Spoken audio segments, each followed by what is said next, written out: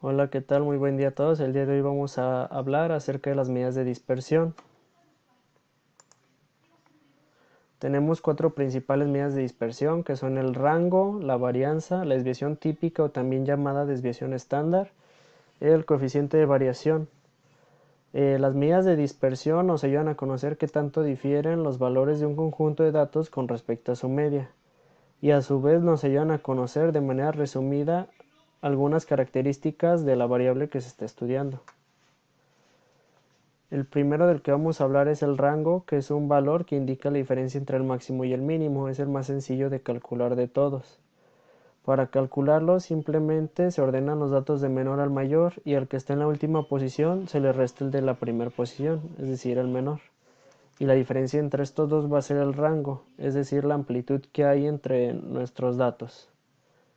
Aquí hay un ejemplo práctico, se ordenaron 6 datos de menor a mayor. Al máximo, que fue 28, se le restó el primero, que fue 14, y su diferencia o rango fue de 14. Pasamos a uno de los más importantes, que es la varianza. Este representa la variabilidad de una serie de datos con respecto a su media y se calcula como la suma de los residuos al cuadrado dividido entre el total de observaciones.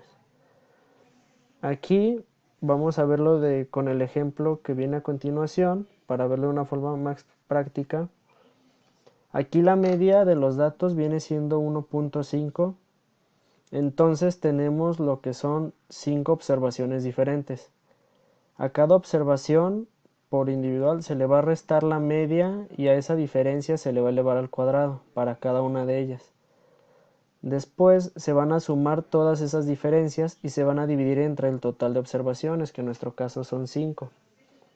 Aquí se ve enseguida, por ejemplo, la primera observación fue 1.5, se le restó 1.5, es 0 al cuadrado, más 1.2 menos 1.5 al cuadrado, luego para 1.7, 1.3 y para 1.8 es lo mismo. A la suma de todas esas diferencias elevadas al cuadrado se les divide entre 5, que fue el total de observaciones, ya que fueron 5 en total, y esa es nuestra varianza, que va a representar cuál es la variabilidad o dispersión que tienen los datos alrededor de nuestra media o valor central. Uno de los más comunes y que son derivados del cálculo de la varianza es la desviación típica o estándar. Este ofrece información acerca de la dispersión alrededor de la media. Esta simplemente se calcula obteniendo la raíz cuadrada de la varianza, es decir, a la suma de las diferencias de las observaciones con respecto a la media elevadas al cuadrado. Al dividirlas entre el total de observaciones o n, simplemente se le saca la raíz y así se obtiene la desviación estándar o típica. Aquí en este ejemplo práctico se puede observar un poco que nuestra media es 3. Entonces tenemos lo que son 6 diferentes observaciones. A cada observación se le resta la media y por individual se elevan al cuadrado. Después se suman todas esas diferencias, se dividen entre el total de observaciones y a ese resultado se le saca la raíz cuadrada y se obtiene la desviación estándar. En este caso fue de 1. Entonces eso quiere decir que aproximadamente los datos están alejados en una unidad alrededor del valor central.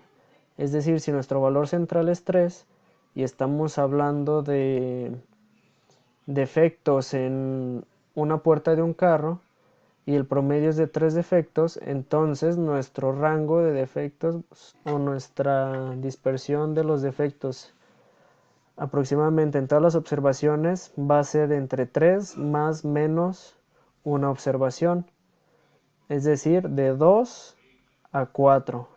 Dentro de eso se supone se distribuyen en este ejemplo nuestros datos.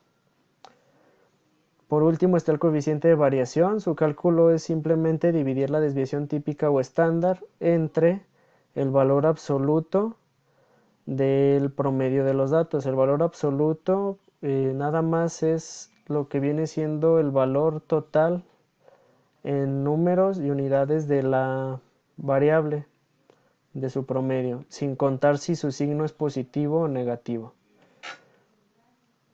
Aquí en este ejemplo tenemos lo que son 8 observaciones, se sacó lo que es la desviación estándar de los datos, se dividió entre 8 y se obtuvo que su coeficiente de variación muestral es de 0.43 y el poblacional, porque esta fue una muestra, tomando en cuenta la población total, que aquí no se ve en el ejemplo, es de 0.40.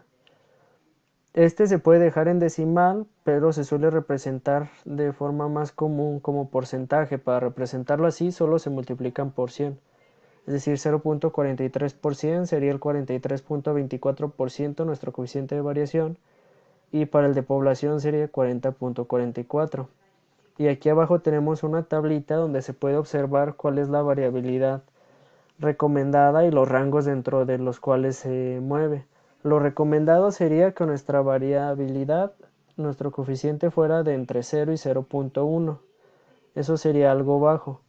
Ya si es mayor a 0.5 nuestro coeficiente de variación, es decir, mayor al 50%, quiere decir que nuestros datos están muy dispersos y hay algo por lo cual no son muy comunes entre ellos, entonces habría que analizar la variable y si se está estudiando de forma correcta. Bueno, por este tema sería